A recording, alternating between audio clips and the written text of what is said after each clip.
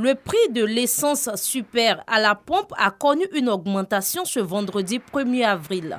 Il est passé de 635 à 695 francs CFA le litre. L'annonce a été faite hier par le ministre des Mines, du Pétrole et de l'Énergie.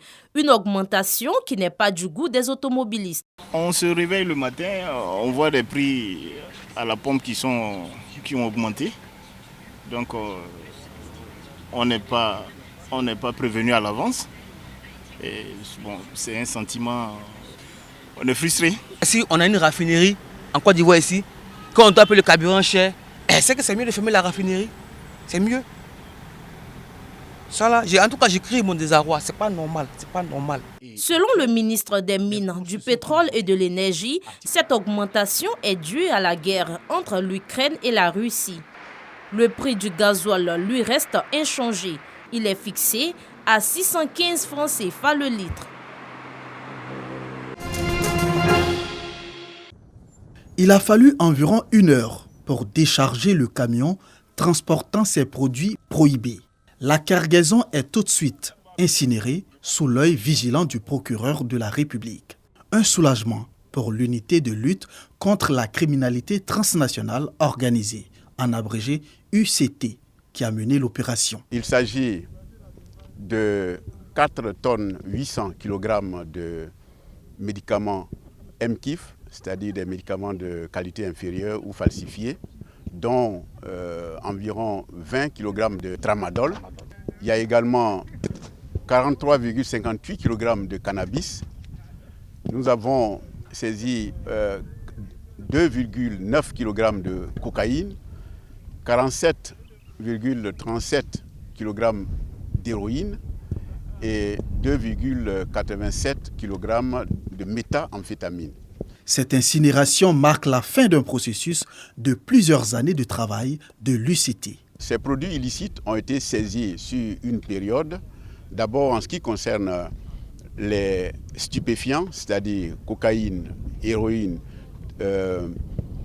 amphétamine et je dirais cannabis. C'est une saisie qui a débuté depuis l'installation de l'UCT de 2017 à 2021.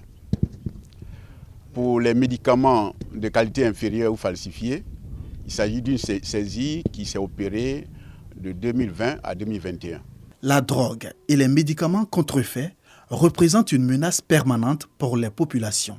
Pour juguler ces maux, l'État met en place en 2014 l'UCT qui regroupe la police nationale, la gendarmerie nationale, les douanes, les eaux et forêts et la police maritime. La séance d'incinération est le résultat de cette synergie d'action.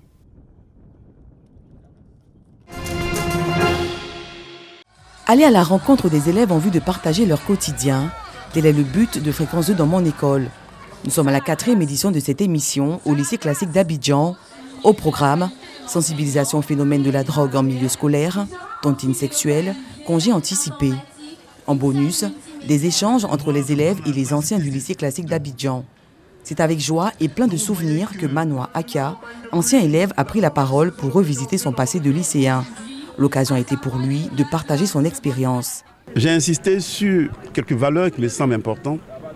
La première, c'est la persévérance. J'ai insisté pour qu'ils comprennent que le découragement, c'est l'ennemi de la réussite. Ensuite, je leur ai parlé de courage.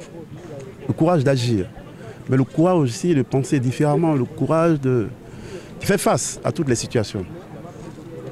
Après ça, j'ai parlé de, pour eux-mêmes, tout ce qui est fraternité, solidarité, il faut qu'ils restent ensemble. Pour Mariam Koulibaly, directrice de Fréquence 2, il s'agit à travers cette émission de valoriser l'école en prônant l'excellence et surtout en donnant de l'espoir à la jeunesse.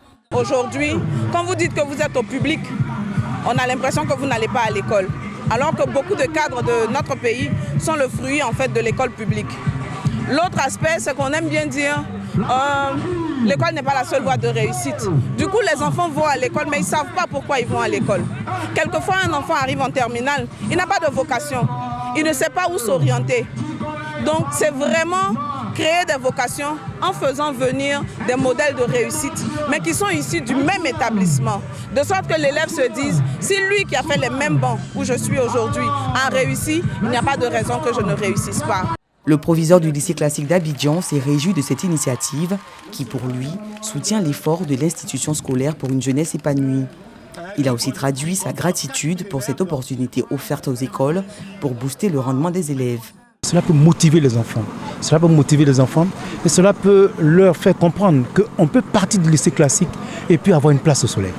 Pour marquer leur adhésion au message livré par les invités, les lycéens ont fait un exposé sur le thème « Le phénomène des congés anticipés ». J'ai retenu beaucoup de choses. Voilà, d'abord, mes amis ont parlé du fléau de la perturbation des cours lors des approches des congés.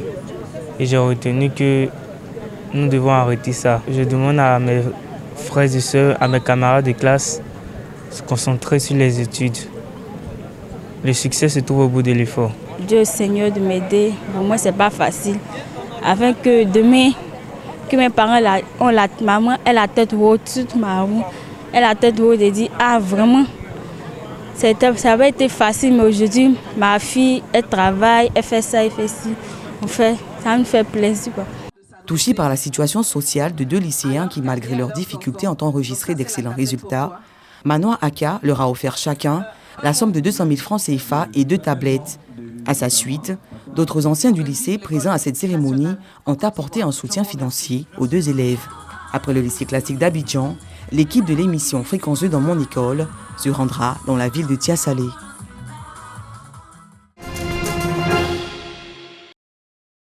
Commune d'Adjamé, boulevard Nangui à Brogua, nous assistons à un défilé. Les femmes de la mairie d'Adjamé, la jeunesse féminine, les associations et groupes de femmes, les femmes gendarmes, toutes les couches sociales sont représentées. Nous ne sommes pas à un défilé à l'occasion de l'indépendance, mais à la célébration de la Journée internationale des droits des femmes. Une journée initiée par la mairie d'Adjamé. Ici à Adjamé, en tout cas, le maire ne nous a pas oubliés. Le maire ne nous a pas oubliés. Tout ce qu'il fait, il y a la part des femmes. Lors du défilé, vous avez vu comment les femmes lui ont rendu hommage. Ça veut dire que les femmes, elles sont très franches. La femme est comme un enfant. Elle ne dit jamais ce que tu n'as pas fait. Ce que tu fais, c'est ce qu'elle dit.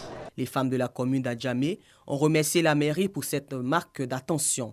C'est un sentiment de fierté parce que tous les jours, on est là, on est en train de se battre. Donc aujourd'hui, si par la grâce de Dieu, on nous donne une journée pour nous célébrer, c'est que c'est vraiment c'est une joie immense pour nous. À l'issue de la cérémonie, le premier magistrat de la commune a rendu hommage aux femmes. Le gouvernement fait beaucoup pour améliorer les droits des femmes. En ce qui nous concerne à Adjamé, vous voyez que quand vous prenez déjà un exemple à la mairie, la première adjointe au maire, c'est une femme. Et dans les autres services, les responsables des services sont des femmes.